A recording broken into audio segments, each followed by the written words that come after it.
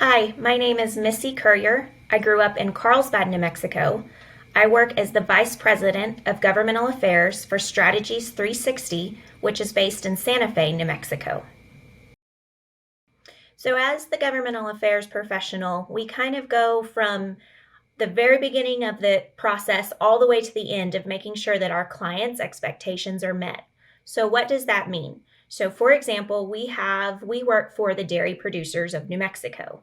The dairy producers of New Mexico have interests at the state level that they want to ensure that their operators are able to raise their cattle, ensure that their cattle are taken care of, and make sure that they can sell their products at the end of the day. So, what we do as governmental affairs professionals is we work at both the legislative side and the regulatory side to ensure that they can continue to do business. Sometimes in governmental affairs, just like in all politics that we've seen lately, people are going to come down on different sides of the issue. For example, they might want these cows to be able to go over in this field, but they can't go over in this field at different times of the day for different reasons or whatever the case might be. So, what our job is to work on behalf of the client to ensure that there's a compromise met, to ensure that the cattle are where they need to be, when they need to be there to keep business operating, but also ensuring that environmental standards and protections are met from all sides. And the way that we get there to those compromises is going all the way back to the beginning to ensure that we've got the research done to help us figure out what's best for the business, what's best for the cattle, what's best for our client. And through that research and polling, we might do interviews, we might do focus groups, we might do where we send stuff out on the internet where people can fill out all of the information.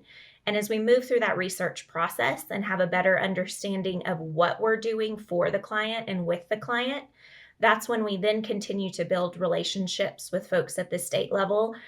They might be county commissioners, they might be city councilmen, they might be senators or representatives from the state. And we also work with the state agencies to help us better understand from the regulatory side and the rulemaking how this all comes together. So I've really got a cool balance in my job of not only handling the policy and the tough stuff of the job, but also finding ways to help people throughout the community. So I was very fortunate growing up in Carlsbad, New Mexico, to work around a lot of different industries.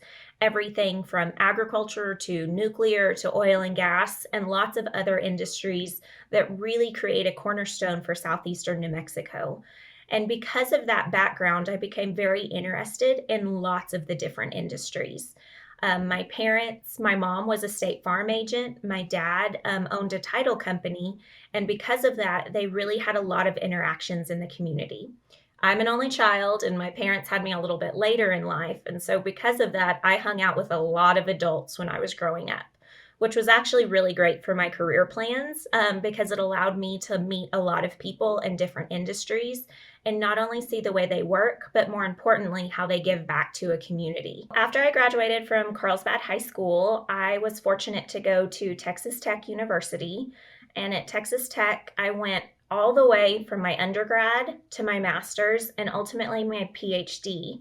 And I got all of those degrees in agricultural communications. Some of the biggest opportunities that I received when I was at school at Texas Tech was actually doing internships. And I would encourage all of you to do as many internships as possible, not only to find the internships that you really enjoy, but also to do the internships that you don't like at all.